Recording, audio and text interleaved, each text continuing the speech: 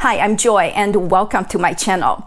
Over the weekend, I had an opportunity to visit the Petersen Automotive Museum here in Los Angeles with a group of Tesla friends and checked out the new Tesla Roadster that's on display here for the next 2 weeks.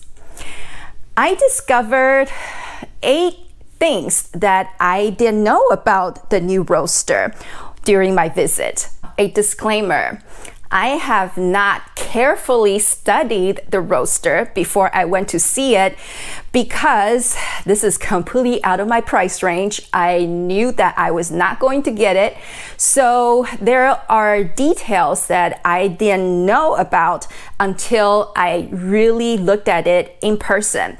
And later on, I went up to Tesla's website and I actually found a few that was actually shown on the website.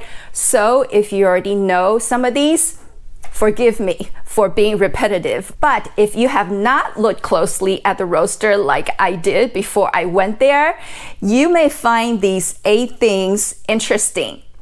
And also keep in mind that the Roadster on display is not a production vehicle yet. So some of these things may change once it goes into production. First of all, some quick stats on the new Tesla Roadster. The new Roadster will go from 0 to 60 miles per hour in 1.9 seconds. It has a top speed of over 250 miles per hour. It has an estimated range of 620 miles on a full battery at a price point of $250,000 US. It is a gorgeous car, very beautiful and very fluid design. After getting over the initial awe and wonder of this gorgeous car, I started looking at this car more closely in detail and see if I can find anything compared to my Tesla Model 3 and see what's different. The first thing I noticed was that the Tesla logo on the front and the Tesla logo in the back, they are actually not badges.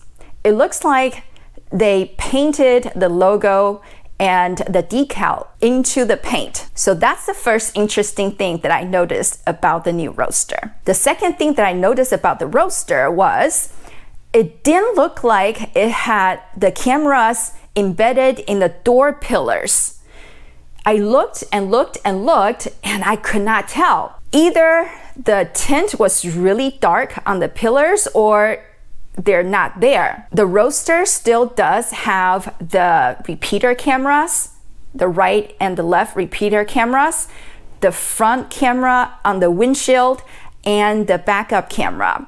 But I could not tell whether or not there are the side cameras embedded in the door pillars like the standard Tesla cars right now. The third thing that I noticed about the new Roadster is that there are no door handles. I don't know if the Roadster has the self-opening doors like what the Model X has right now when you approach the vehicle, but I noticed that on the 2 side door pillars, while I was looking for the side cameras, I saw these 3 wavy lines at the bottom of the pillar. So I'm guessing that is the sensor to open the doors. Don't quote me on this. This is just my speculation. Nevertheless, it is just interesting to see. The fourth thing that we notice about the new Roadster is that the wheels seem to be carbon fiber. I don't know if it's wrapped or printed pattern. And this was discovered by somebody in our group who was really studying the beautiful big wheels and the calipers and the brakes. I'm not sure if this carbon fiber pattern would prevent curb rash. So that's something we'll find out in the future. The fifth thing that I noticed, and this was actually listed on the website, which I did not see before I went, is when I looked at the back of the car, I saw a little crease on the trunk area. I was thinking maybe that is going to be an active spoiler. And sure enough, when I went up to the Tesla Roadster website, it does say that this car is going to have an active spoiler. The sixth thing that I noticed about the Roadster, and again, this is also listed on the website, which I did not see before I went to see the car, is that the center glass roof right above the driver and the passenger is actually removable. That would make a pretty cool, somewhat of a semi-convertible car. The seventh thing that I noticed about the new Roadster is the interior. When I looked inside, I noticed that the Roadster doesn't have the traditional horizontal single display like the current Tesla has, even the upcoming Cybertruck. Instead, it has a vertical screen, a vertical curved screen that extends from the dashboard down to the center console. And underneath that, it has some storage space and potentially wireless phone charging pads there. So I thought that this was an interesting interior design that's different from all other Tesla cars out there. And I guess if you're driving a Roadster, you probably wouldn't watch a movie in there because it's not a family car. Just my guess. The eighth thing that I discovered about the new Roadster, and again, this was listed on the website, but I did not see it before I went to the museum, and it is that while I was standing at the back of the Roadster, just really looking at it, really staring at it, I noticed that the top of the roof, the glass roof, was curved in between the driver's side and the passenger side, and then it curves down a little bit onto the rear glass. I called my friends over because I thought my eyes were playing tricks on me. I was seeing some type of optical illusion with the lighting and the glass and whatever.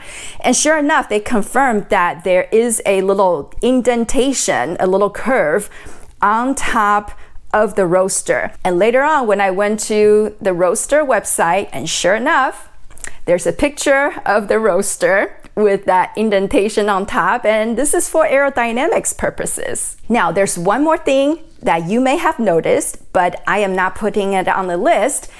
And you might say, hey, Joy, how come you're not mentioning that there are no side mirrors on the Roadster?